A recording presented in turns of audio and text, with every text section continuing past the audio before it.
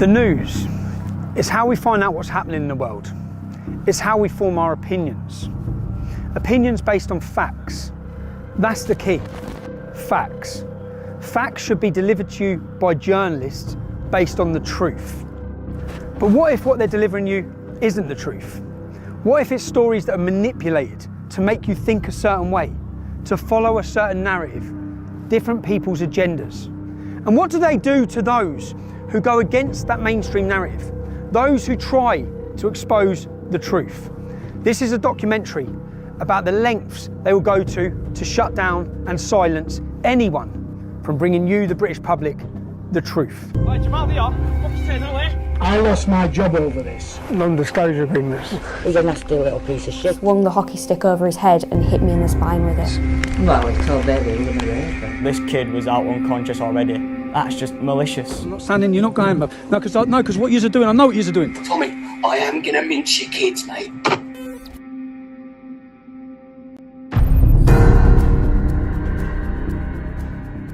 This is a documentary about the unholy alliance between the media, the justice system, and our politicians. How they conspire to suppress free speech, how they pervert democracy, and how the truth and your freedoms are just two of the casualties. We will show how the mainstream media deceives people, how they ignore the truth, how the lies of the virtue signalling BBC, ITV and Channel 4 are all about their poisonous agenda, no matter the cost to innocent people. It's also a documentary about how an everyday playground incident between two young lads was spun into global news, at a terrible cost to so many people, not least the two young lads themselves. We will show how the law is being abused, how people driven by hateful ideologies attempt to intimidate and silence anyone who dares to challenge the so-called progressive, so-called liberal narrative. We will show the foolishness of our fear-driven political leaders who jumped on a story, took a side without knowing the truth, or worse still, knowing it but hiding it, because the truth didn't fit their narrative, regardless of the human cost. And we'll ask three important questions. Firstly, is the media accountable to anyone, in any way, for what they report? Years after the Leveson inquiry, has anything changed, or do they continue to act with impunity? Secondly, is our legal system still fit for purpose? We will show how lawyers who hate Britain but love jihadi warriors have weaponised the law system against us, and how the legal system really only works for the rich. And finally, how do we keep our politicians accountable? If the police, the courts and the state can silence anyone for speaking inconvenient truths, truths that may raise questions about government policy, is the UK any different from China, Russia or Iran in their treatment of dissidents? And of course, for Piers Morgan, for Jeremy Vine, for the BBC, ITV and Channel 4, it's a tutorial on journalism. Keep watching it, you'll learn a lot.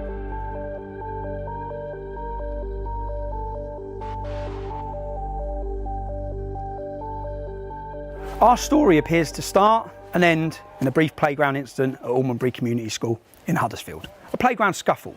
One boy poured a bottle of water on another child. The school dealt with it, and that should have been that.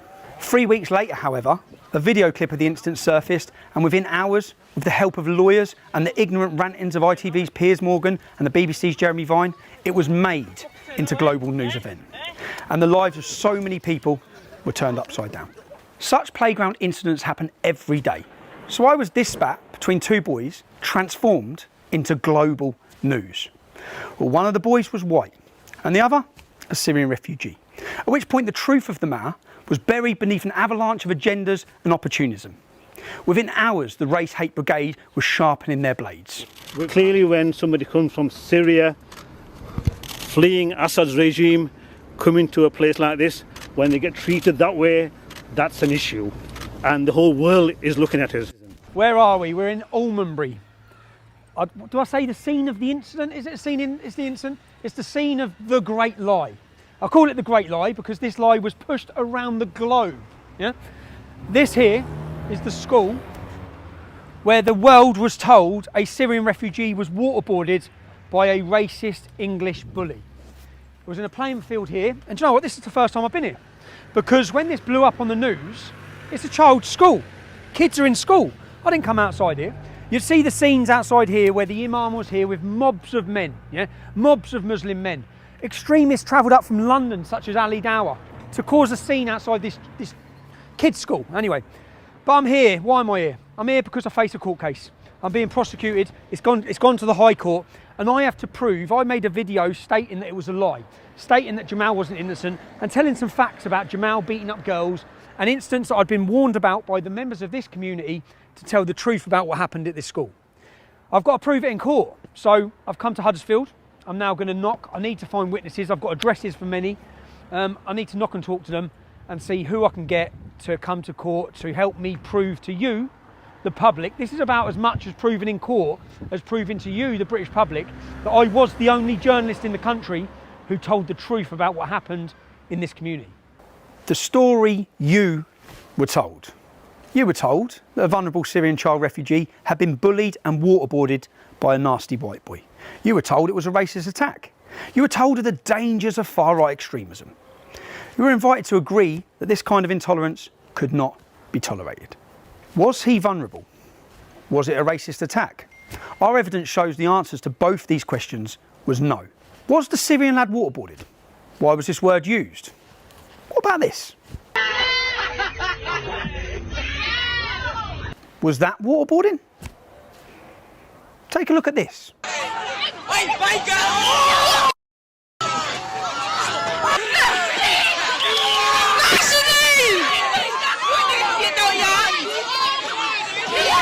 It shows a group of non-white children beating up a white girl. It went viral online, but it wasn't touched by the mainstream media. It wasn't made into a global story. Why not? Meanwhile, the usual suspects had lit the fire and were gleefully stoking the flames. Everybody was exposing the scumbag that did this, who I hope gets severe retribution. And of course, the politicians. They're always quick to jump on the bandwagon. Theresa May, Sajid Javid, Naz Shah, Nicholas Soames, Winston Churchill's grandson. Such moral outrage. And it's not just the media and the politicians. In today's Twitter and Facebook driven worlds where celebrities and groups compete to virtue signal, most of them driven by the warm feeling they get by expressing their moral outrage, or by fear. The fear of what might happen to them if they don't. Everyone who's anyone pumped the Bailey Jamal story. Boxers, Lennox Lewis, Huddersfield Football Club, celebrities from across the globe. Let's have a look at all of the celebrities and blue tick brigade who pumped the Jamal story.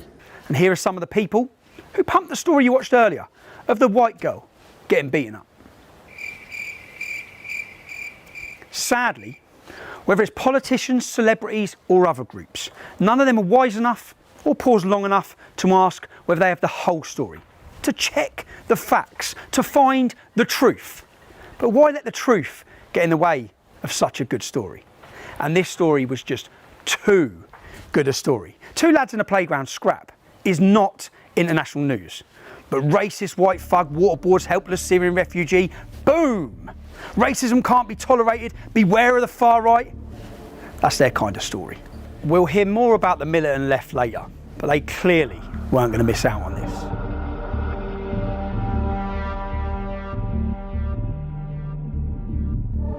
Well, representing might be too harsh a word, but I'm here as a concerned citizen. Mohammed Amin Pandor, a mufti on a mission.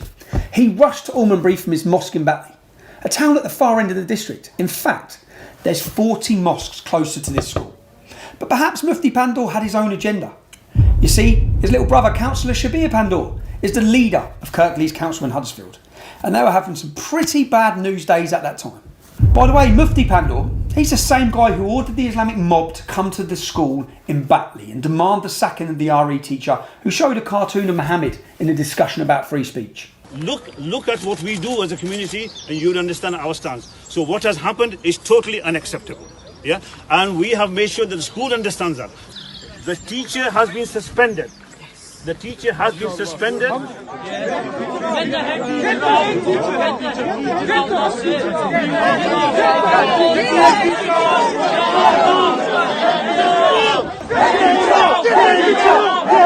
You may recall the teacher had to flee and he's still in hiding under police protection. Luckily, he hasn't ended up like Samuel Paty the French teacher who was beheaded for having a similar discussion in a classroom about free speech. You see, free speech is essential for any society wishing to maintain intellectual and social progress. But not all societies are bothered about intellectual and social progress. Should we be silenced by the demands of Mufti Pandor and Sharia law? Should we sacrifice our freedom of speech? Should we sacrifice the free and open exchange of ideas? Should we sacrifice the cultural inheritance of which we are all custodians? But back to the bad news days in Kirklees and the playground incident in 2018. There was also Kirklees councillor Masood Ahmed. I'm not aware of there's a problem at the school. That's something obviously I need to find out in terms of that, if there is a problem at the school, and that is something I will definitely be picking up. Now, some of you may remember this. My colleague is going to explain what's going to happen next, right? Am I being arrested? I am being arrested. Causing a breach of peace. I've caused a breach of peace. I'm being arrested. But the content of what you're Can we just say streaming, The content of what I'm streaming, I'm being arrested for breach of the peace. I'm being arrested for breach of the peace. You've all watched this. You've all watched this. You've all watched this. You've all watched this. Can you get me a solicitor? Can you get me a solicitor? Can you just turn off your live feed? Can you get me a solicitor? Turn off your live feed, please. Yeah? Do you understand what I've just said? No, can you explain it again?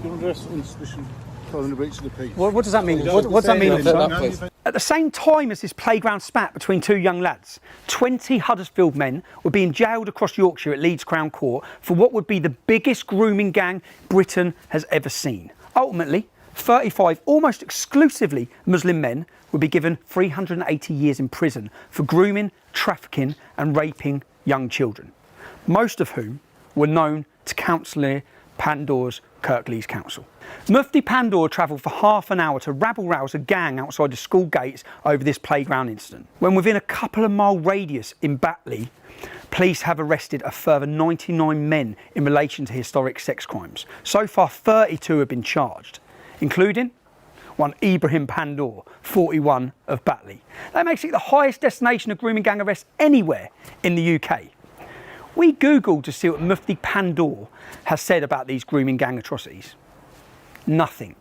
We Googled to see what Councillor Masood Ahmed's condemnation. Nothing.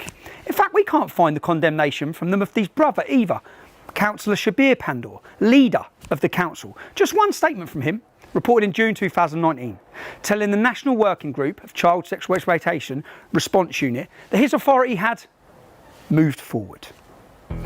That's it. They've moved on.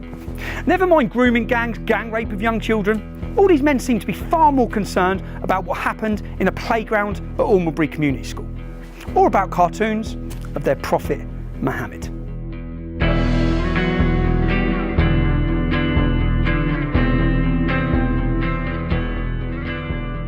I think I now realise how difficult this is going to be, because everyone we've spoke to today, they're all confirming what I said was true. Everyone's confirming what Jamal was like, including school staff. But as soon as I mention this camera, as soon as I mention court, I need someone to come to court, they just totally silence straight away. No one can have said that. I need to show the public everything that I've heard today. I need the public to hear and know the truth. I need them to know how much they've been lied to by the media about what happened in this town.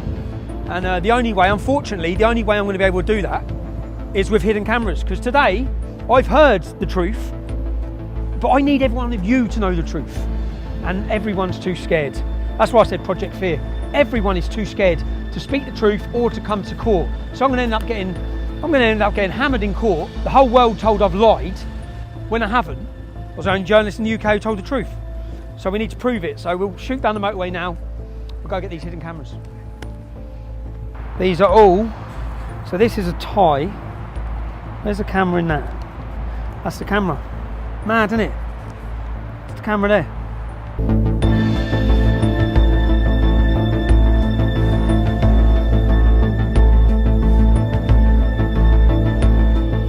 This today, that's the camera. I'll have to take this off, but it doesn't matter because apparently this records all the audio, records everything. That's the camera, and I feel a little bit dirty doing this, but it is the only way I'm going to get people to speak. And then I need you to hear what I hear. The idea that people would maraud the streets looking for him was appalling. The fact that the video itself although it showed the accumulation of things that had built up to that, did not deserve what happened to him or to anybody else in that situation. And I'm afraid the media, I call it a perfect storm. I was getting emails from Pakistan, from Australia, from America, telling me to resign. So it went worldwide, and I'm afraid I came into teaching to help poor people, and they got rid of me. I've got a problem here. I lost my job over this, and as a result the council has told me that I cannot speak to anybody ever about it. So I can't discuss it, I can't discuss it with the media. I've always wanted to have my say Against it, which I've never had, never been allowed to have, never been allowed to say goodbye to my staff, was just told to leave. So I'd worked there nearly 20 years, and never got a card, never got a goodbye. This whole thing was just used. The whole thing was used, yes, to push them in. And hijacked, and by the right of the political, I'm quite a political person, by the right and the left, it was hijacked and spun all out of proportion, and now we've got problems. But essentially what I've got... So what you'll meet is a wall of silence. What a mess. It is a mess, but it's a tragedy. It's a tragedy for Bailey. I'm not sure Jamal will get anything out of this ever in his life, positive out of it either, necessarily. He might have got a few silver coins from Judas, but that's about it. You know, that's it. The thing is that the incident happened 6 weeks prior, or weeks prior. And then on the same day at the same time, I've looked at the timings, the GoFundMe set up, the statement's released. Well, now you see you're putting a picture together. And then they built it up. I couldn't comment on that, but you've got a picture there. Already, that's gold, yeah? I know that's gold. All I hope that's recorded. I can't turn a computer on. So I just pray that's got the audio and the visual, and it's not pointing up there, that we've got it, because that was the head teacher. And that's the first visit. And I know this is going to work. It's exciting. Was there a racism problem in the school? And well, no, I don't think there was. What about other Syrian refugees? Like, do you think what happened to Jamal in the school was because he was a Syrian refugee? No, not at all. I told you before that would have happened if the child was white, big, blue, whatever colour. They're all scared. Yeah. We've all got careers, aren't they? I work for probation service now. You do now? Yeah. So I don't know where I stand with it. If I go, I could lose my job. So they seem to be pretty keen on these NDAs. Yeah. Who is that? Turkish Council. But I can't disclose that with you. Like what? Loads. I'm saying I can't disclose it because I signed it.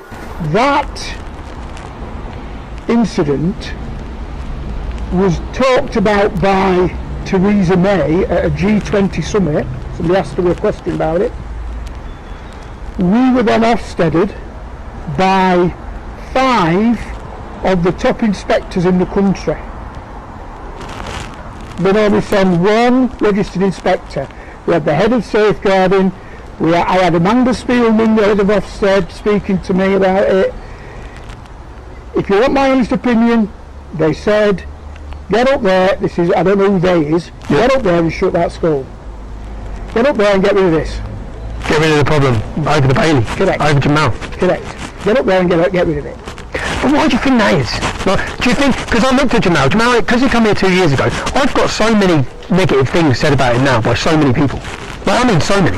Well, I mean I've got children at school. I've said it to you before. Yeah. We had 9 Syrian children, 9 families. Yep. We only had 1 issue. Well, my view is that you won't get much of an answer out of Rob because he worked there and he's bound by various confidentiality, so... Non-disclosure agreements. Did he get paid as well? Not going to comment. They all have. Every teacher got paid not to tell the truth. But the head teacher can't even talk about Jamal at all. No, neither can I. Neither can you. What's your name? Well, if you work it out, it must be a good one, mustn't it? Oh yeah, so, did you work there as well? No, I was the chair of governors there, but so it's not... My issue is... You're not going to get anywhere, really. No, yeah. And Rob wouldn't talk to you either, so it's... They're trying to... It's pointless me even giving you I told the truth. Your contact details. Okay. It wouldn't work with it. I told the truth about what happened that day. I am not even arguing. His life was destroyed. Well, that's not fair either, is it? As a racist bully, and he weren't. And he wasn't.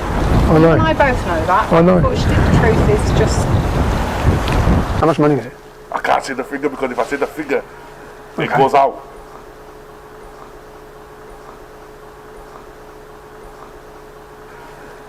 Because, mate, 18. I've just found out, well, the head teacher's told us already that he was blackmailed and threatened. I've just found out of Kumar, he was paid £18,000. Paid, he said, I can't say, shh. I signed, I was paid. I said, paid what? He was paid money by the local council, so he can't tell the truth about what's gone on in that school. They've given everyone non-disclosure agreements, from school staff to governors, and Paul Kumar to get £18,000. He's not even involved. Silencing everybody, so no one can ever, this is forever, once you sign that agreement, no one can ever tell the truth, while they pushed this manufactured lie that destroyed lives, schools, communities, everyone's life. I've seen life after life after life, person after person's life destroyed, while the council, your local council, Kirklees Council, give away hundreds of thousands of pounds to make sure that the truth can never be told. I can't believe it. I knew from day dot, I asked myself the question, when this was blowing up and I knew the truth, I kept saying, how come no teacher's telling the truth?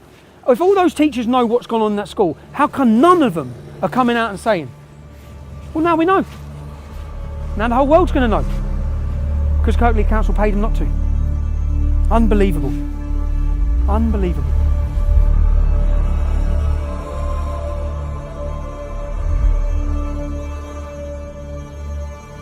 Jamal was in your year? Yeah, he was in the same year as me. What was Jamal's attitude like at school? He wasn't very nice. He called female teachers bitches. He just didn't really have respect for the female students, to be honest. Yeah, basically we were in a PE lesson and we were playing hockey with a teacher called Mr. Cattell, and I had taken the hockey puck off of Jamal because I was on the other team and sent it to the other side of the room where my teammates were, and I then turned around and just felt a really sharp pain in my back, and he'd swung the hockey stick over his head and hit me in the spine with it. Do you think there's any way that could have been an accident? No. It knocked me to my knees. It knocked you to your knees? How long had Jamal been at school when this happened? About 2 weeks. I've had lasting injuries from it. It's caused me to have severe pain in the top of my back, and I'm on medication for the pain. Still now? Yeah. Did Jamal get in trouble for this? Not that I'm aware of. First, I want to apologise to anyone I've been forced to record with a hidden camera. Sadly, people are terrified to tell the truth because of the potential consequences. But the truth still needs to be told. Do you remember of any incident specifically with Jamal with girls? Well, there was that one where he hit that girl with hockey stick, wasn't it? Yeah, Charlie. Charlie. Yeah. I think of her name then. Yeah, in Moscow. Lovely little girl, that. Yeah. It was just rude to him, obnoxious, bloody nasty. No respect for ladies, no respect for girls. Yeah. Because he was like to the side of me, so he tried pushing me and like, so I quickly moved out of there because obviously I knew what he was like, he would have actually hit me and stuff. Yeah. So I moved, and then that's when he moved his arms as if he was going to try to slap my face back. Okay. And he did, but on that day he spat at you multiple times. Where'd the spit go? Like literally all on my uniform outside and all down the school bag. Because when I went home I told mum and my mum was disgusted in it. But the school said that because it was outside of school times, they can't really do much about it. Okay. He's a nasty little piece of shit. Was he? Yeah. And I told your solicitor that when she rung me. Okay. Horrible boy. Was he? Yeah. And it's all that. What was he like at school then? Nasty. To? Everybody and anybody. He had no respect for women at all. None. And even staff. Jamal grabbed him by his tie, literally threw him against the wall, cracked his head open against the back of the wall and just kept throwing him against the wall. This kid was out unconscious already. That's just malicious. That's just intent to kill. The house though. Were they? They had a young lad and a girl, and They were horrendous. The kids, they were just horrific. The couple of kids that they had, they used to bully the kids. What, Jamal? Yeah. See, what was Jamal like though? A dickhead. Was he? He came to isolation a few times. He wasn't perfect child. No. He was portrayed. Well, you know what job I did, don't you? He was in isolation. Yeah. Yeah. In isolation lots of times. No, he used to lie a lot. But this whole thing was built off what he said, and if he lied a lot, it's a big problem. Times, yeah. What's that? He was quite a violent person. He was a violent person? Yeah. Like, so I was the year below and he was the year above. Yep. He used to, every time I walked past, try grabbing me and... Every time you walked past him? What about, your mum said something about he put something in between his hands? Oh yeah, it was a compass. I remembered it yesterday, just as you went. It was a compass. It got a compass and he was going around like... When he got to me, he went proper hard into me, made me bleed and everything. And I think it was Miss Ennis that proper gave him a telling off. Okay. Well, there are testimonies from several children who alleged they were being bullied by him. Younger children, little girls, mostly girls. Is Jamal the innocent victim, you've been told? I gathered these testimonies over just a few hours filming in Huddersfield. I could have carried on. Yeah, I was waiting outside isolation to beat the girl up.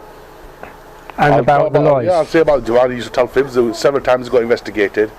And it just fucking turned out to be fucking lies.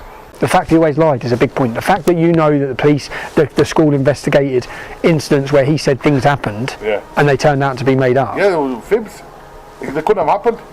It couldn't happen because of I think there was one. The child wasn't even in school that he accused. I can remember.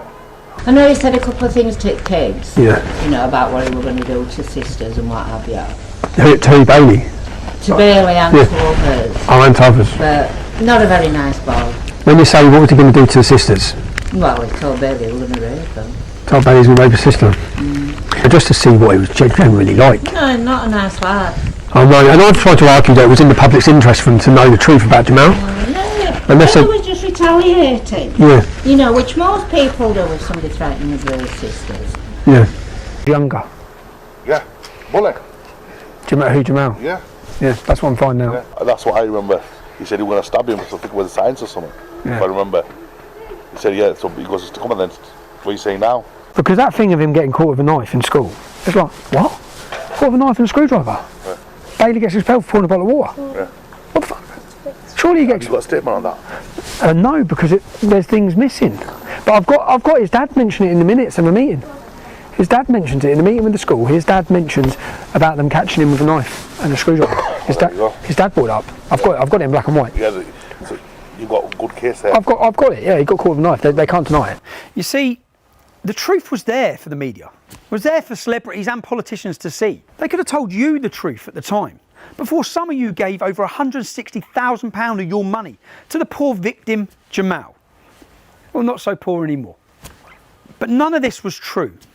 A key part of this case is that I reported what I was told. Before my involvement in this story, a mother went online and said her daughter had been attacked by Jamal. I contacted that mother. She sent me images of her daughter. She said her little daughter was beaten by 3 Muslim girls and that Jamal jumped in and bit her daughter on the head. She sent me the images of the bite marks on her daughter's head. I said, can I speak to you? Can I interview you? I rang the mother, but the child was too scared to talk to me. She's scared. Oh no, everyone's scared. A girl went online and said that she had been attacked by Jamal. Both of these victims deleted their comments. Why? Both of these victims have gone online and reported this before my involvement at all in this case. I simply reported what they were saying. We revisited the mother's house to try and get confirmation as to why she backtracked on the story she had put out and the story she had told me. I don't care if you're driving, Tommy Robinson's there. Tell her not to worry, don't worry. He said don't worry. Yeah. So when you put online about Jamal, what happened? Like, what did you what happened? What was the response to that? What do you mean? I mean, did you receive any... Did I receive threats? Yeah, I did. What sort of threats?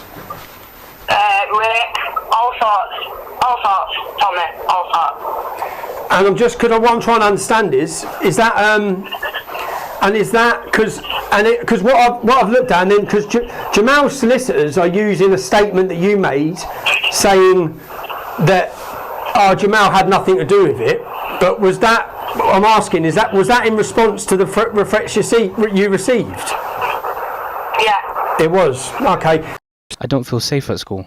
Sometimes I say to my dad, I don't want to go to school anymore. I was just crying, and I didn't do nothing because I respect the school rules. He was put up on a pedestal by every single media outlet, politicians, footballers, celebrities, boxers, everybody. And he's suing me for defamation for what I've said about him. All I'm knocking on the door and asking teacher after teacher after teacher is, what was Jamal like? And it's just flowing. It's just boom. And he was far worse than anything I said. Far worse. I find it insane. Because there is no way that all the things I'm now finding out, that no other journalist has found this out. They must have known what it was like, because it hasn't been hard.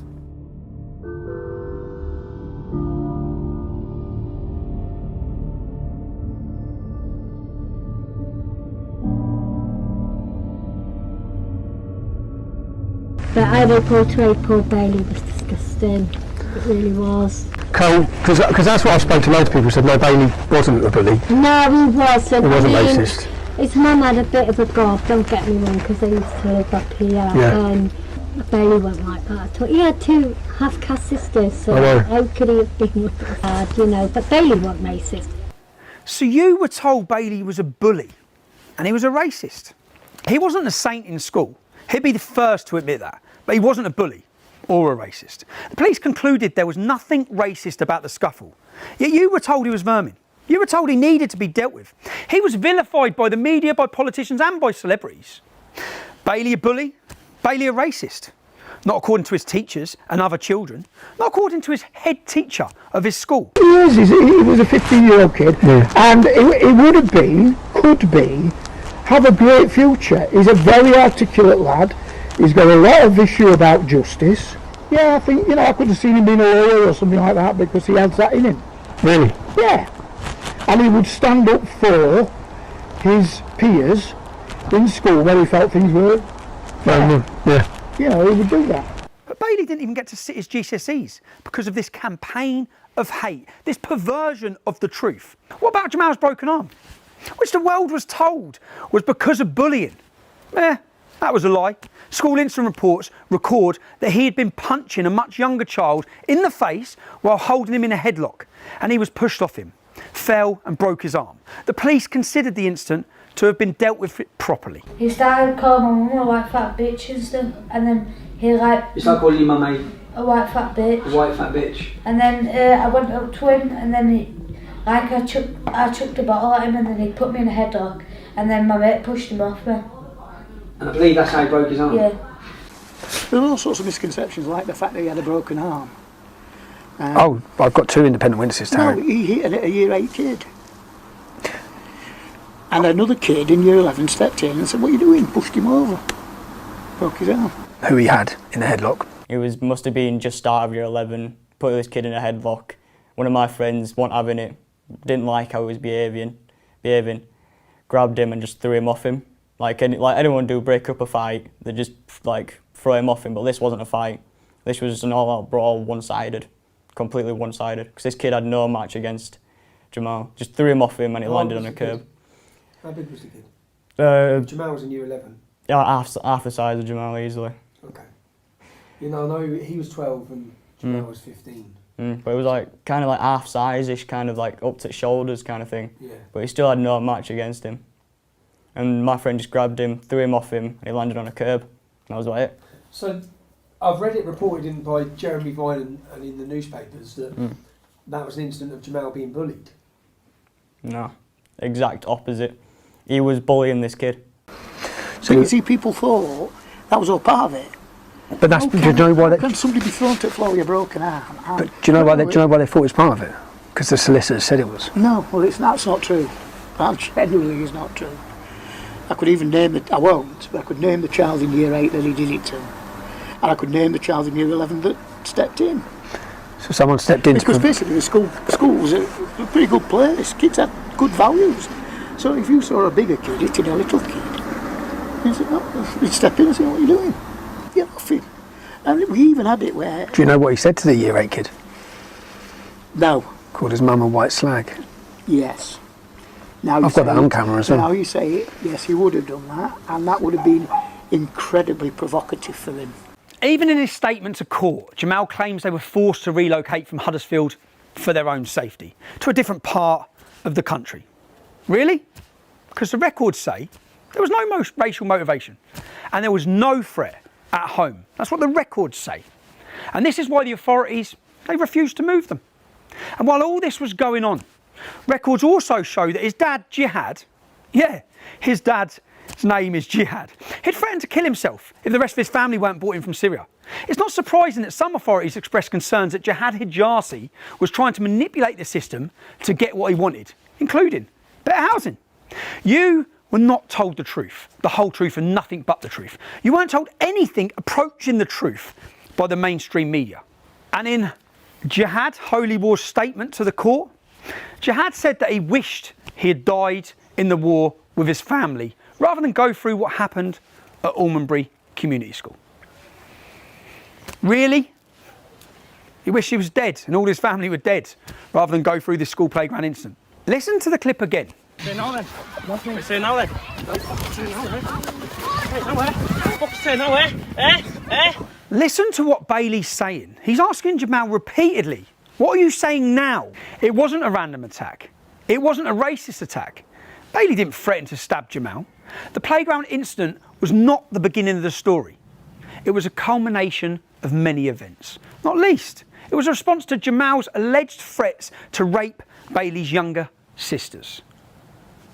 They were about 9 years old at the time of this.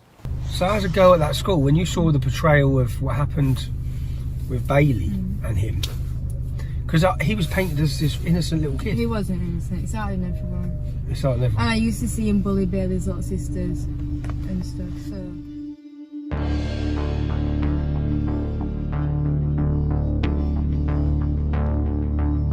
Everybody was exposing the scumbag that did this, who I hope gets severe retribution. I hope his parents take action, right? Never mind anything else. What are you producing here with this vermin doing what he's doing here? That's not Britain. That's not what we do as a country.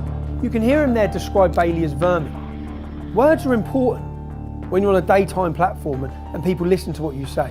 What do you do to vermin? You exterminate it. You kill it. Lowlife. Called him a thug, but worst of all, he demanded severe retribution against this child. At the same time as this, Jeremy Vine was reporting. He didn't tell people the bully's name, although he was finding it hard not to name a child. Instead, he told his followers where they could find that name. Now, this is a direct response of both of your reporting, because when you reported, you can follow the timeline and the repercussions of what that brought. What I've done here, in 2018, there's a charity called Tell Mama that records Muslim hate incidents. Even though they've been, in the past, penalised for exaggerating the figures, let's work off their figures. They say there are over 1,000 hate incidents, with 325 of them being online. Some of them Islamophobic, which means criticising Islam as well. Here, I've printed a piece of paper for each one of those hate incidents. 327 hate incidents online against the entire Muslim community of the UK in 2018. The 325 Islamophobic comments, they're the ones you read about on the news every day. They're the ones people in jail for. They're the hate incidents the media keeps shoving down your throat. So each piece of paper here represents a hate comment aimed at a child after a playground dispute. I want to read these now. Piers, you demanded severe retribution. That's what you demanded against this child. Let's see if you're happy with some of this. I pray someone rapes you and your whole family while you watch. Fuck your mother, fuck your love. The Syrians will rape your family. If I saw you, I would rape you to death. You'll be raped by the Fallujah group. I hope your mother will not be racist when she is raped. I'm going to bum your nan alive, then dead her again. And the threats of rape, all of these threats of rape, imagine being these children. Imagine being a 15-year-old child living in Huddersfield with your little sisters. Muslim men are jailed in the biggest scandal in the history of our country for mass rapes in that town. And then you're receiving and you're reading these messages. You're going to die. You're going to fucking die. We're going to strangle your mum, your dad, your friends. I'll kill your whole family. I can't wait to find you so I can slit your throat. You're the person who should be killed in those ISIS videos. You, your parents and your whole family have to be burned. Do everyone a favour and fucking off yourself. Looking at you makes me want to commit suicide. Go commit suicide, you oxygen thief. Jump off a bridge, bro. Do humans a favour and kill yourself. We don't want you and you don't belong in this world. Again, imagine being that child reading them. Piers, is that severe enough for you? This is a mental health record for Bailey McLaren. Bailey was referred to Luton CAMHS by Luton and Dunstable Psychiatry Liaison on the 31st of December 2018. Reason, patient involved in incident in Huddersfield and has been relocated to Luton with family. Patient unable to cope with not returning home and has taken an overdose. So this lie, this narrative, this agenda, which comes before anything else, by the politicians, by the media, that was pumped. This child, it doesn't matter. His life didn't matter. You know, if he killed himself, no one would have cared. We wouldn't have heard condemnation from any of the politicians or from any of the media. No one cared. Because everyone, from start to finish in this story, is collateral damage, so long as they have the narrative. And Piers, you have a son. You have children. Demanding severe retribution against a child for a school playground dispute is unforgivable. You sit there and you preach. You preach against us. You make your accusations against me. Never have I labelled Muslim children as vermin. Never have I demanded my followers to commit severe retribution against anybody. And this is what the media, the politicians and the celebrities created, aided and abetted by the left-wing activism and the selective indignation of Islam. Hypocrites out there might say, who cares? That's what he deserved, right? Imagine for one moment if I had incited violence against a young Muslim lad in the reversal of this situation. And you see, in a district where a generation of young girls have been raped, these threats are far from empty. What do you think, if you were working in the school at that time, what do you think what the media done? I think the media fucking blew out of fucking proportion and what fucking waterboarding at all. I know. But then the media run that Jamal was being bullied. Like, you see, he used to complain that he used to be bullied. There was another, I think, Kirklees guy that came, that Jamal said somebody gonna knife him or something. I think that should be on record. Yeah. I think when we investigated, I think it was a lot of bollocks. I'm gathering that by reading the school records. That he made accusations, and then when they're investigated, and there were a lot of bollocks. It lied. Yeah.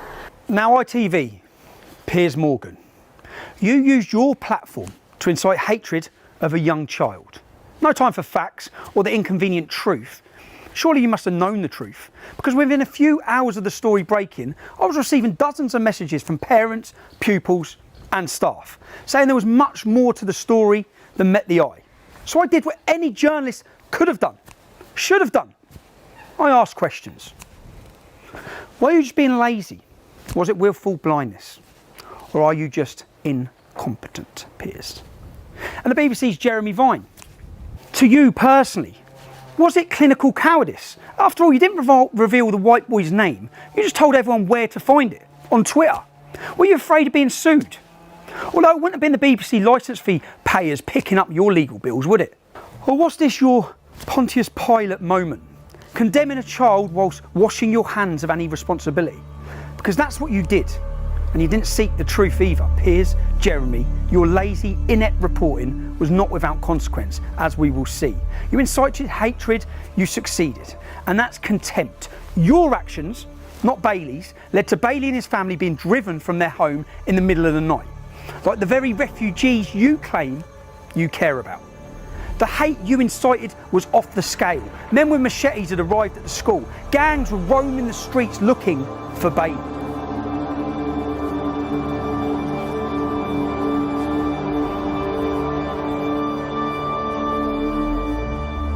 West Yorkshire Police told Bailey's mum that the terrorism threat had been raised to red.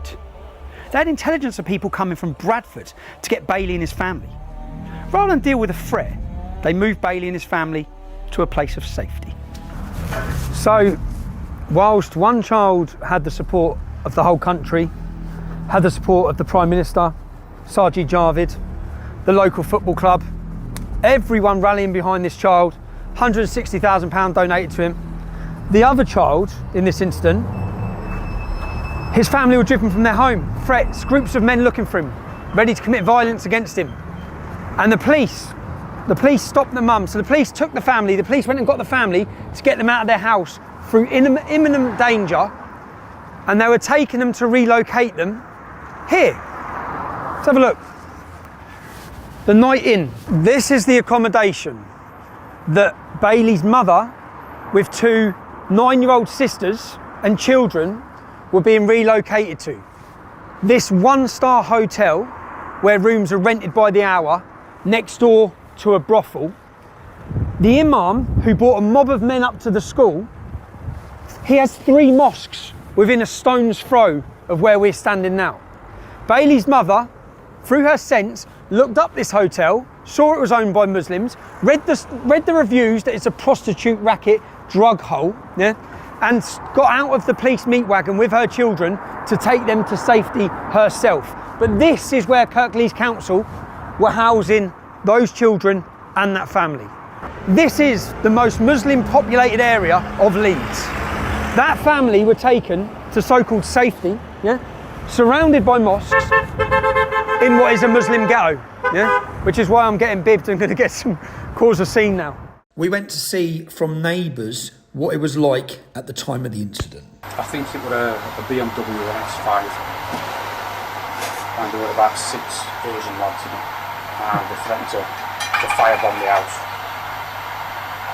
God. Yeah. They also they threatened to shoot her. To shoot the mum? The mum. They threatened to rape kids. Well, they come outside and done all that? They shouting and screaming. Shouting and screaming it? Stuff like that. Well, I saw the video because a neighbour had shared it, and then I saw on the Yorkshire Live them making Bailey out to be really horrible and that Jamal was a poor little victim, and it wound me up.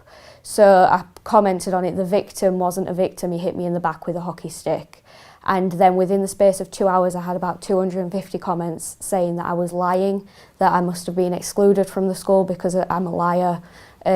Just horrible comments like that. None of them believe in me. And did you take the comment down? Yeah, I didn't want to, but my mum was worried for repercussions, so she asked me to take it down, so I did. This is the hotel. This is, I believe, a 4-star hotel. It's totally full of illegal immigrants. This is across the country, so the point to make is that illegal immigrants come here, young fighting age men, not families, not children, and this is where councils house them. Let's have a look. Hello boys. How you doing? Do you mind if I ask, what country are you from, lads? No, speak English. You do speak English. Just what country are you from? Iran. Iran? Yeah. Iran, okay. Yeah, Kurdistan, Iran, okay. No, that's cool, man. I'm just seeing. Is the hotel full? Yeah. Yeah, full. You enjoying it here? Yeah. Yeah. Nice hotel, nice food. Nice hotel, nice food. Yeah, healthy food. Healthy food. It looks like a nice hotel. Yeah, how many people are in here?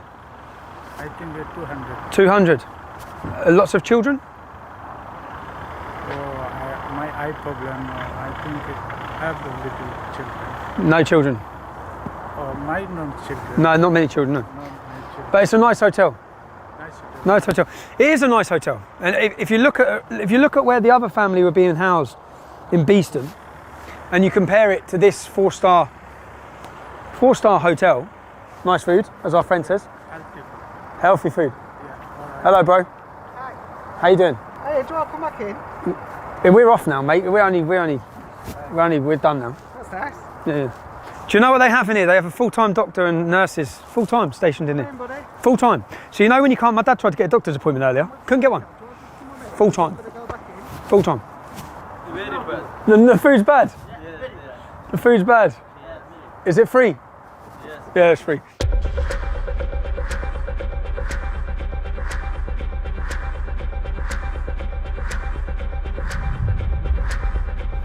I had governors who had friends in the media who tried to explain to them There's a lot more to this. all of that and the Ofsted and, you know, the whole shebang, but it was never picked up. Apart from my reporting, there was not a single media statement giving the other side of this story. The staff knew, other pupils knew. They could have exposed the lie. Why didn't they? They were either not free to tell you the truth, or they were terrified of the consequences. And that's for so-called journalists. Some can't find the truth. Some won't tell the truth. And some, they're afraid of the truth. But me, as a journalist, it's my job to present you the truth. If you want my honest opinion, they said, get up there, this is, I don't know who they is, get up there and shut that school. Get up there and get rid of this. You see, when the media and politicians decide to kill a story, when they decide to hide the truth from you, they'll do whatever it takes. They shut down the school. It's gone. Everyone lost their jobs. You see, once this lie about a racist attack had gone global, the truth could never be allowed to come out. The real truth, that a young Syrian refugee was struggling to fit into his new environment, was problematic. His allegedly abusive and violent conduct towards teachers and children was allowed to run unchecked. Why? Did the school authorities turn a blind eye rather than be accused of victimising the boy, of being racist towards him? They stayed silent. The truth may have triggered accusations of racism or sparked discussion about immigration policies. The challenges of achieving the successful integration of migrants we welcome into the United Kingdom. And the need to take those challenges seriously. You see, Jamal was one of 20,000 Syrian refugees who come to the UK as part of the United Nations resettlement programme. The government could not allow their policies to be examined and the consequences and their incompetence to be exposed. And if you don't think the government is incompetent, you ain't been paying attention to anything. Priti Patel's been talking tough, really tough, on controlling our borders for years. And yet we have boatloads of illegal economic migrants being escorted across the English Channel and put into these luxury accommodation at your expense.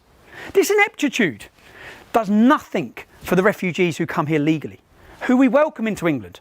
Refugees who are trying to integrate and make a new life here. And who was the community's rage directed at?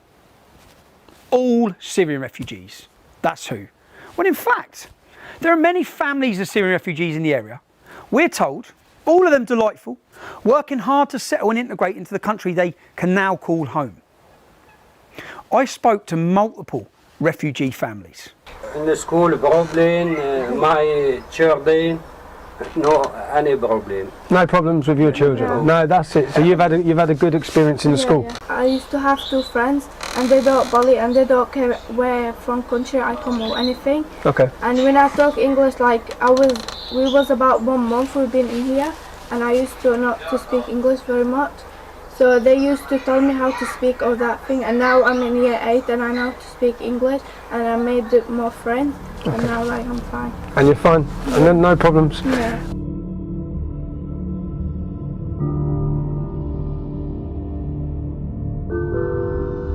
I don't feel safe at school. Sometimes I say to my dad, I don't want to go to school anymore. I was just crying and I didn't do nothing because I respect the school rules. Who told Jamal to go on camera and say this? Who arranged the media tour? Who encouraged him to take legal action? He was originally going to sue the school for not looking after him and then decided to sue me instead. Who told him to put this in his statement to the High Court? You see, Jamal doesn't like to break the school rules. Here's the problem. This is his behaviour record. Almost 100 codes for bad behaviour. Truancy, verbal abuse to teachers, physical violence towards pupils, and lying. Yeah, there's plenty for lying. You see, I haven't got all of Jamal's school records. Large sections of the documents I was given were blacked out. We tried to get access, but we weren't allowed. And the lawyers wrote to the court to explain they had misplaced documentation. And finally, as you can hear, the lawyers decided what they were going to allow me to see. Whilst I was preparing my defence, Jamal's lawyers decided what I could see. And this global news story wasn't an accident. It was all carefully planned. You see, the day before the video went viral, a GoFundMe page was set up for Jamal. And the video went viral the day after a criminal record check come back on Jamal. Why would his lawyers do a criminal record check? Well, they had to make sure this was financially beneficial exercise, wasn't going to be derailed by an unhelpful past. 15-year-old Jamal, his record was clean, by the way. Mohammed Akanji, the jihadist lawyer of choice, was immediately on a global media blitz. Listen, about Akanji himself, I'm after him for my own reason. Right, okay. Nothing sinister though, is it? Oh, fuck, no, journalistic. Oh, journalistic, oh, that's good. Oh, no, fucking totally journalistic. I want to get all the background on him. You reckon he was a member of that? Yeah.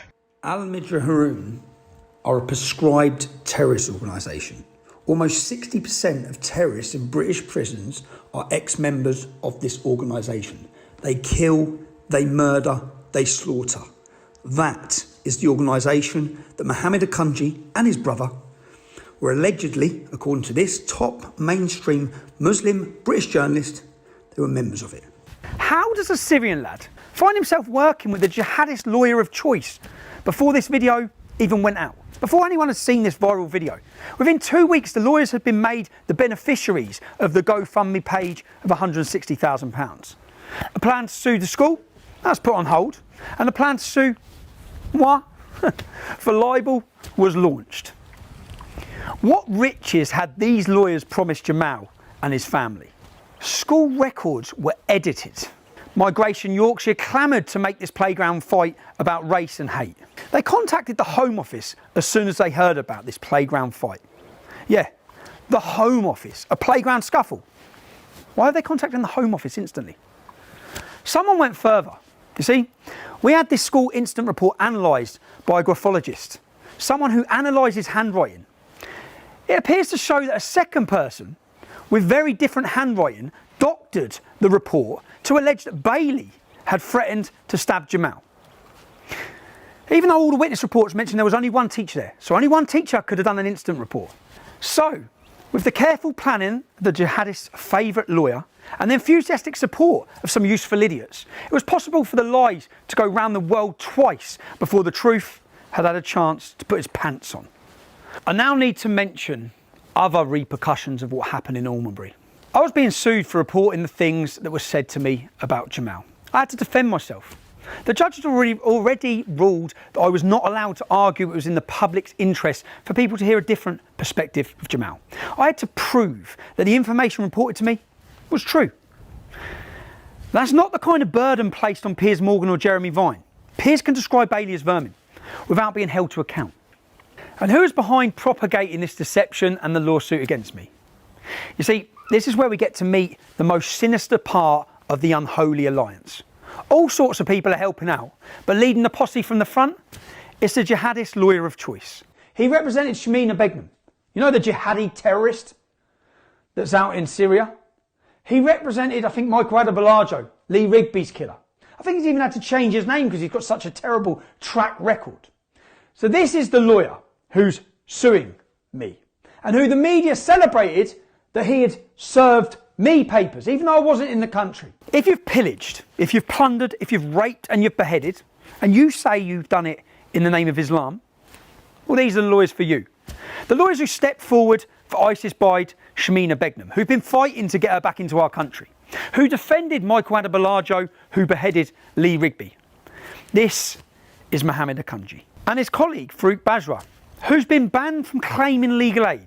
Yeah, banned from claiming legal aid for putting in fraudulent expense claims. Let me rewind a bit. Let's go back a few weeks. There's an important piece of background information to this.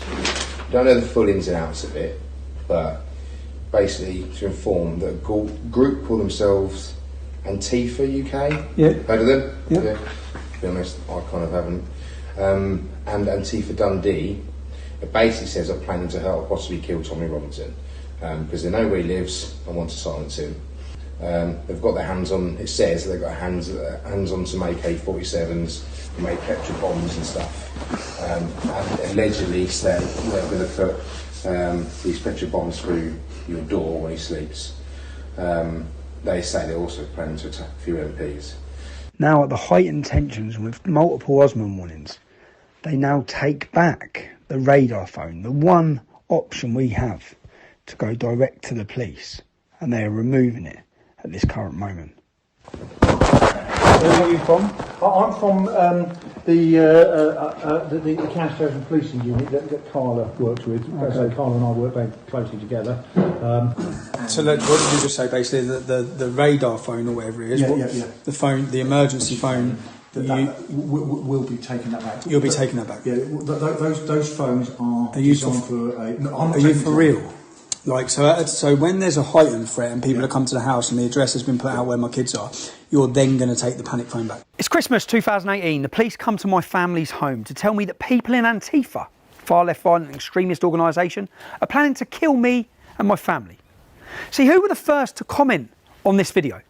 Well, Mohammed Akunji of Farouk Basra & Co. Of course, the jihadis' lawyers of choice, but also Mike Stutchbury, an independent journalist, an Antifa activist.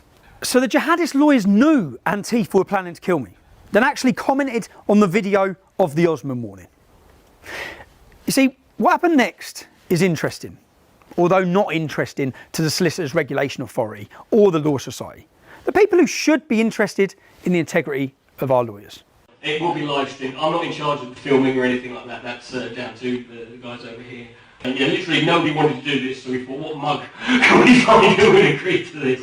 So two lawyers who know Antifa are planning to kill me seek out an Antifa extremist, hire him for one day, just one day, and send him to live stream the serving of papers to my home, my family's home. Papers which had already been served, by the way, with a gang. When my wife and children were there, when they knew I was abroad, lawyers commissioned the Antifa extremist to broadcast my home address in order, as they put it, to cause a spectacle. The law firm or the lawyer who's been, sort of taking the lead on the Tommy case wanted to make sure, doubly sure, that A, Tommy got the letter. Actually went out two different ways, and he wanted to make a bit of a spectacle out of it. And this is all very amusing. A group supported by Mike Stutchbury came to the home that my wife and children were in on a Sunday afternoon when I wasn't even in the country. So let's have a look at Mike Stutchbury, who calls himself a journalist, who promoted this event, who shared it and encouraged it, who found it amusing that my wife was so scared she had to ring the police. My wife has been sat down and told in her home that Antifa are planning to kill her. They're planning to kill our family and harm our family. She's been told that she may get acid in her face. Well, how do you think she felt on a Sunday afternoon whilst my children are playing outside on their bikes? To be told that Antifa were on their way to our home. Let's have a look at Mike Stutchbury, the man that sent them. Here he is self-admitting that he is part of Antifa. Here he is promoting violence against his opposition. Punch them, punch them, punch them. Here he is hoping that buses full of Antifa get shipped in to smash people's skulls in. Here he is calling for white genocide. Mike Stutchbury is an extremist. He's a far left extremist who currently is playing a victim. He encouraged people to come, and he sent people and was part of an organisation that communicated together to send people to the home where my wife and children were when I wasn't there. He even crowdfunded to support them in their action. He was looking at various people, and eventually he sort of came on to Dick Coughlin, I can't say it properly, who is a YouTuber who has made videos about Tommy for, almost 10 years, I think, who's a real critic. I don't know if you've checked him out, but he's a funny guy. Check it out. Yeah, he's sort of, got red hair.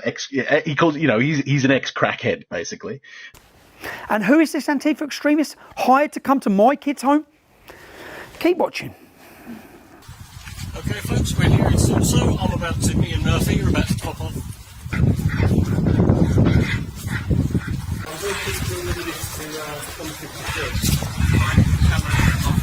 I went up to where number and they said, right, we'll take that from him, we'll make sure he gets it. And later that night, the Antifa extremists hired by their lawyers had a message for me and my children. And on that note, see, on that happy note, oh, by the way, Tommy, I am going to mince your kids, mate. Let's have a look at the man that they sent.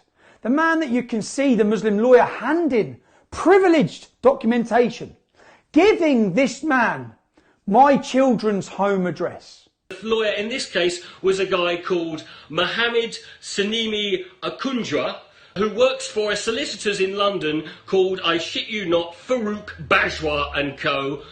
Solicitors of London. I get asked by this guy that they've decided that they're going to, Tommy Robinson is going to be served legal papers so he can be sued by this family. And they asked me, do I want to be the one to go along to serve the legal documents? Let's have a look at who Dick Coughlan is. Let's have a look at some of the things he said. Here he is promoting hatred against black people. Serious, this is a crime. The comments he makes are a crime. Here he is promoting hatred against Pakistanis. Here he is singing a song promoting anti-Semitism. Singing a song about lampshades being made out of Jewish people's skin from the Holocaust. Third right, yeah, we're gonna kill a kite. We're white, far right, and we're gonna have a fight. You in the outskirts, you can go in the gas chamber, then we'll throw you in the pit. We're just following orders, man. We're trying to get paid. You might get out of here, but you'll be a lampshade. A self-confessed, racist, anti-Semitic crackhead was sent to my children's property. He talked about raping my wife in her skull socket. He talked about my children being fed through a meat grinder. He talked about burning my house down whilst masturbating with my family in it. Now, other than to terrorise my wife and children, why would any sane person do this? It worked, okay? Tipped off by a friend who saw the gang on live stream approaching, my ex-wife hit the panic button and barricaded herself and our children in a bedroom. The police thankfully responded in time. And these are exactly the same tactics being used against the unbelievably courageous children in Almonbury. Threats of violence and rape against children who are willing to stand with me in defence of the truth at the High Court of London. The video release, media, GoFundMe, Antifa, it all happened at the same time. It was coordinated and it was about hate and making money. And how that far left activist, who appears to be an anti-Semitic, Jew-hating, black-hating racist, came to my home with his gang and threatened to kill my children. These lawyers, the mainstream media, they don't care about refugees. They don't care about Jamal. They don't care about the truth. Say that bloke who made the video saying he's going to kill the kids. Yeah. Can you, if you didn't do it, I know 100%, give a statement. I know, I was there. Okay. Give a statement about that. She complained about it. She contacted, we'll remember, it would have been the liaison officer at the time, to ask if he was arrested. I found out his address and I gave you all the information for him.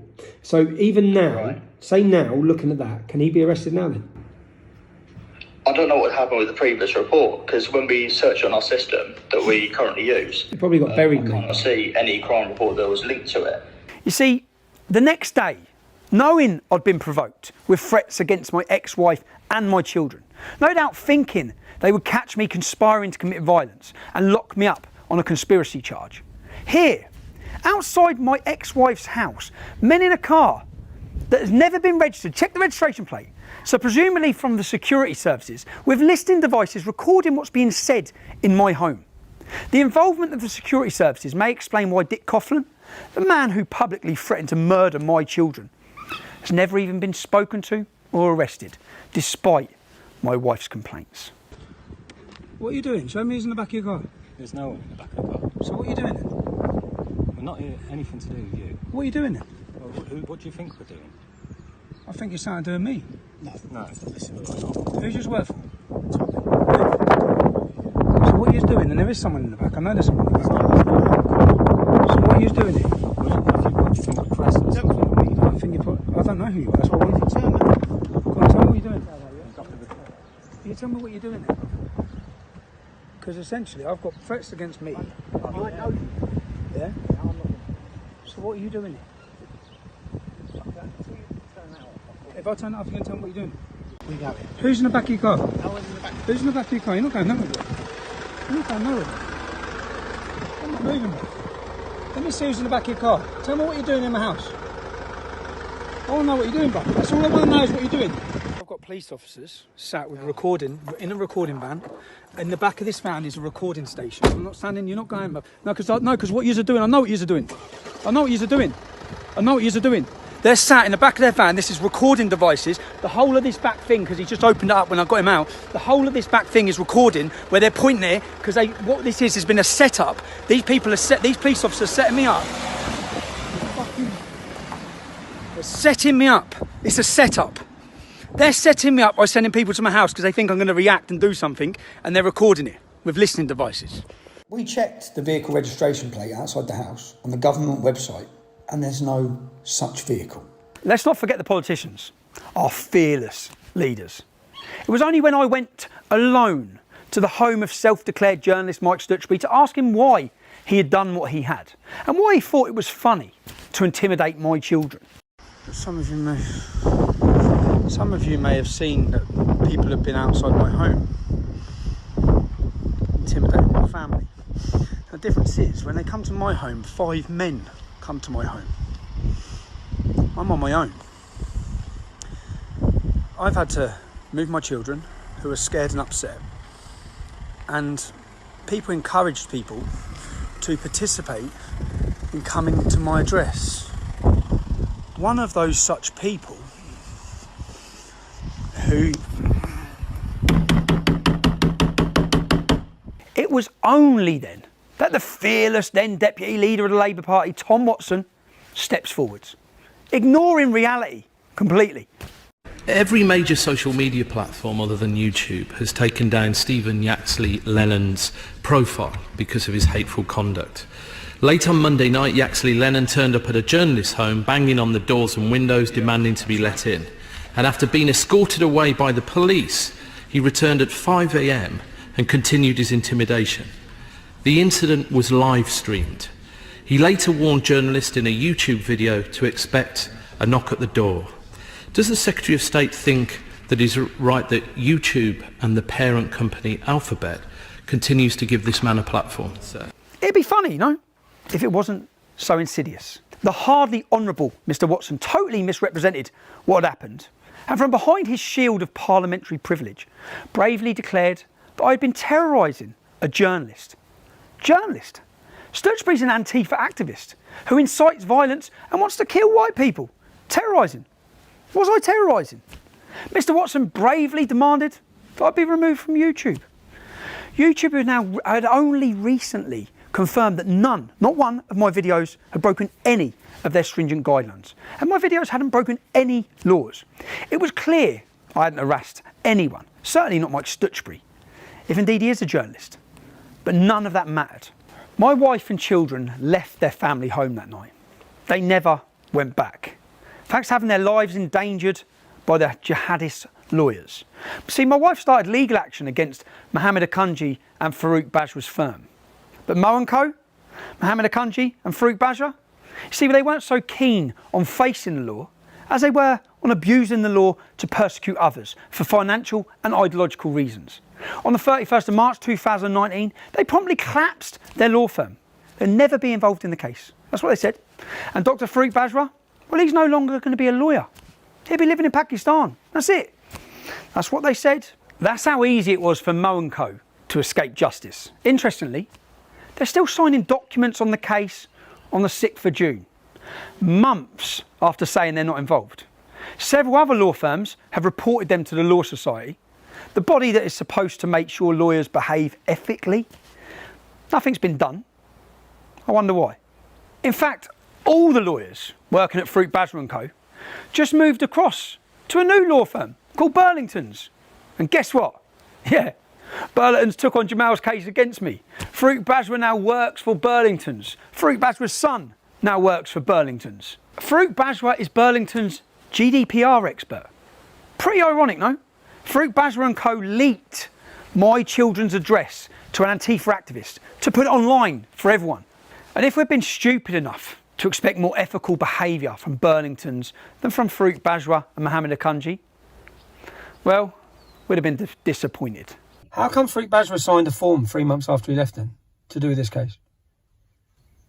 It's absolutely. It was. If that was the case, it was before I gave the undertaking, and he wasn't involved in this case at all. He signed a form dated June. In June, he signed a form, and the date on that form that he signed is June. He left this case in March, apparently. How come? Well, if you send it through to me, I'll have a look and I'll give you an explanation as to why. I'm not quite sure what form you're talking about. Although you'll see it on my documentary. Okay, so when you send me what you decide is relevant, yeah, how am I going to know what you've cut out? Well, I suppose you wouldn't. Then 2 days ago, Mohammed Akunji doxed my mother and father's house.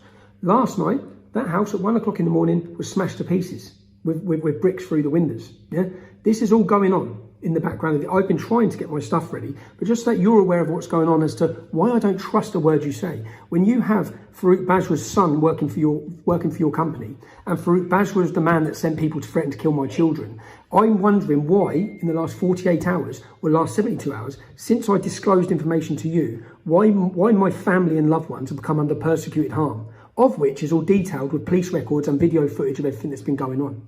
So, and you've covered up things which, and Luke, Francesca told me, I have a recording of her telling me that Burlington's did not redact anything. Yet in court you had to admit you did. I've got the recording of her telling me it. Everything was redacted prior to coming to you. And then in court you sit and admit that you have been redacting things. So forgive me, it's just lie after lie. This is Burlington's lawyers losing documents that they're supposed to send to me and deleting things that they don't want me to see. Misplaced. How do you misplace documents that were electronically filed on their case management system at Farouk Bajwa & Co, then passed over to Burlington's? So now he knows that it's going to land on his lap, the whole lie that they've told, and this is the actions they use. They can't play the man, so they play the kids and the family. You don't need to be scared, Sonia, because they're doing this. They just called me and said goodbye. Yeah, I know, babe. But they're purposely just doing that. How no one got my number? But when they're doing this, they're just doing this to try and cause me shit and make you worry. So I know it's easier said, but you don't need to worry, yeah? They're doing this so that I don't beat them in court. That's why they're doing this, yeah? Do you think they do know where we live? No, mate. Danny Barker rang me saying if anyone turns up to the house, just ring him and he'll come in a minute. Yeah, he will, mate. Yeah, it's pissed me off. Oh, mate. Alright, cool.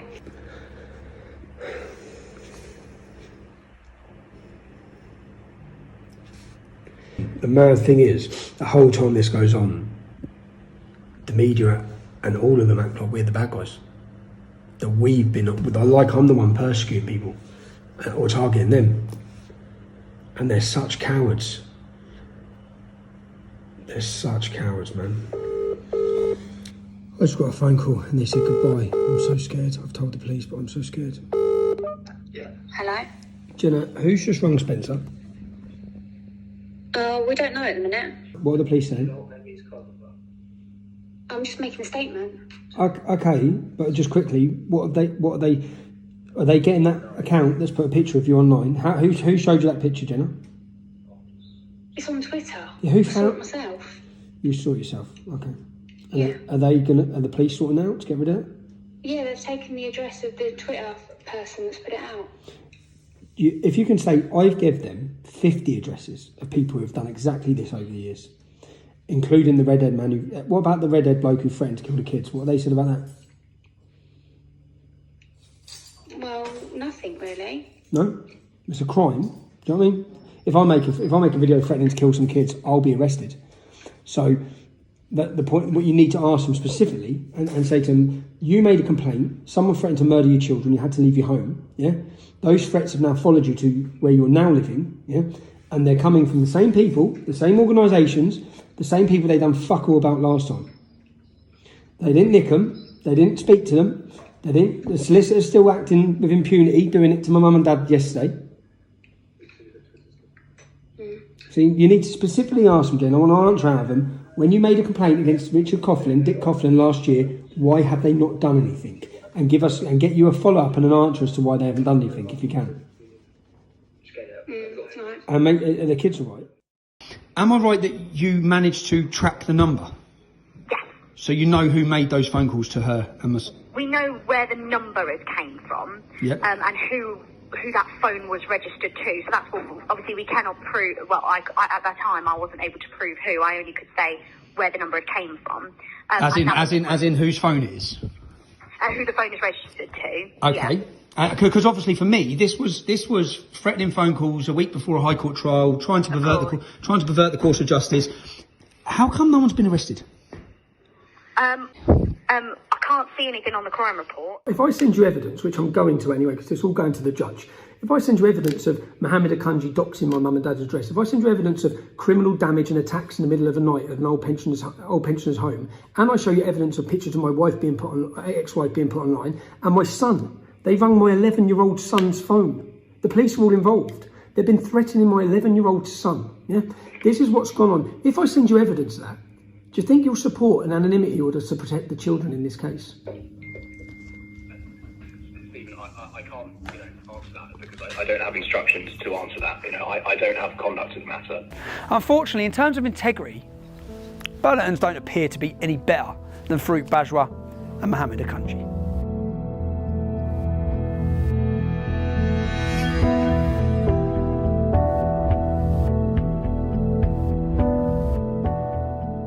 You see, I was told he'd violently attacked a girl. I was told he'd attacked someone as part of a gang. And I was told he'd threatened to stab someone. In fact, Jamal had violently attacked more than one girl. And we presented the evidence to the court, including the testimony of courageous children who came to court. These children weren't Tommy Robinson fans, but they came to the High Court to speak the truth. So let me just look at one of the pupils that come to court and testified. This young girl wasn't a supporter of mine, didn't support my politics, but she still came to court and testified. Let me have a look at her school record and read what her teacher says about her. Charlie is a very mature and hard-working member of the Forum. She has been an absolute pleasure to have in the Forum. She has represented the Forum in the school council and in various events across the school throughout the school year. She represents all that is positive and exciting about studying at Almonbury. Charlie is now currently studying law at university. Why would this girl randomly lie, before I was involved? Why would she then travel to the High Court of London and commit perjury? Because that is what the judge has found, that she's made it all up. And Jamal, the Syrian refugee, the one with multiple lies on his school records and behavioural disciplinaries everywhere, well, he was telling the truth. That is what he found in this case. Why would a mother post images and send me those images of her daughter beaten black and blue? Why? For what reason? Why would the staff lie? Why would the head teacher lie? Why would every single person who was recorded covertly lie about what Jamal was like? 12 different people lying about what Jamal was like. Why? You see, the judge has really helped us out here. The judge says people can lie for reasons that make no sense. Sometimes for no reason at all. He could not readily identify any explanation for why some of these people were prepared to do so and lie. He concludes the alleged assaults, they never happened at all. Despite Jamal's school record, which you've seen, the judge states the claimant's record is overwhelmingly positive. He acknowledged Jamal has a record of lying, but decides on this occasion it's Jamal who's telling the truth and everyone else is lying. Really? We waited 10 weeks for this? That's your conclusion? That's the logic from the highest libel judge in our land? There was no jury. That's right, there's no jury. All of these people were lying. But Jamal, he was telling the truth. Jamal, who could only find his dad, Jihad, to speak for him. Not a single teacher, not a classmate, not a friend, not a neighbour or a support worker came to court to support Jamal's version of events. Jamal, who says he only broke the rules a few times at school, and even then, it weren't his fault. His school record suggests something very different. I want to be clear and fair to Jamal. He denies every accusation against him, completely and utterly. On the day the 5 courageous children appeared in the dock, giving testimony against Jamal. Jamal didn't even show up in court that day to face his accusers. Neither did the press. The press actually left court when the witnesses stood up to give their evidence in my defence. It's alarming to think we have this kind of intellect at the top of our judiciary.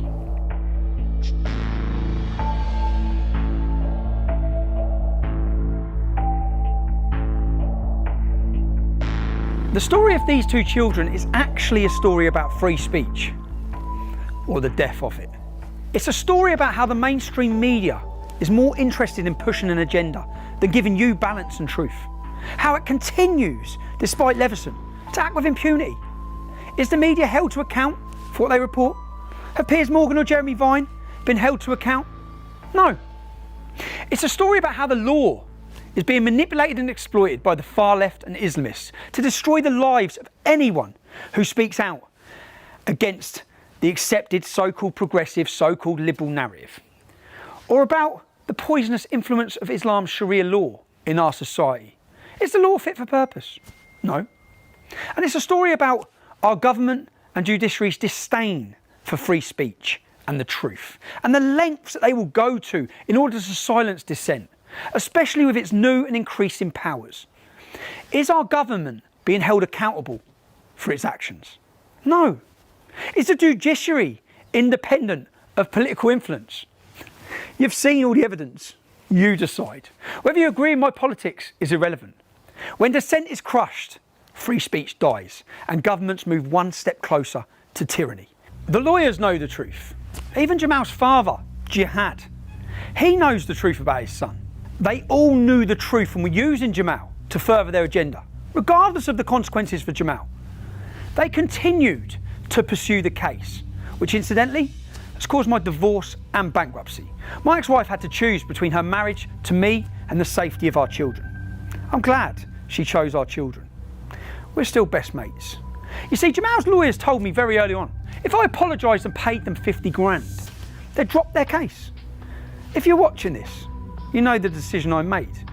I won't apologise for reporting what I was told, for what I believe to be true, for standing up for Bailey, a young lad unjustly vilified by pretty much everyone. But in silencing dissent, are the media and our government any different to the governments they criticise so much? China, Russia, Iran, immigration, COVID, Brexit. If it doesn't fit the narrative, you will not hear the alternative view. And where else have we seen this? Where else have the media, politicians, police and social services hidden for truth for decades, fearful of being called racist? Grooming gangs. That's where. A cover-up of such horrific cost to thousands of young girls in towns and cities across our country. And nowhere worse than under the stewardship of Councillor Shabir Pandor's Kirklees Council. You see, hiding the truth doesn't protect community cohesion. It does the total opposite. It undermines trust in public institutions. It stokes resentment and conflict in our communities. Tragically, those who lead us don't seem to have the moral clarity or courage to speak the truth. They cause the division that they're trying to prevent. People ask me, was it worth it? Yeah, it was worth it. The truth is always worth defending.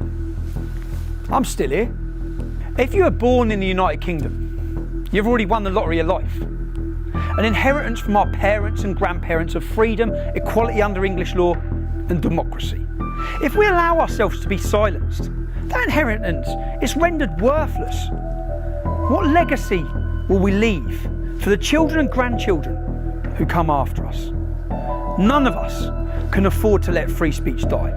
We cannot, and we will not, be silenced.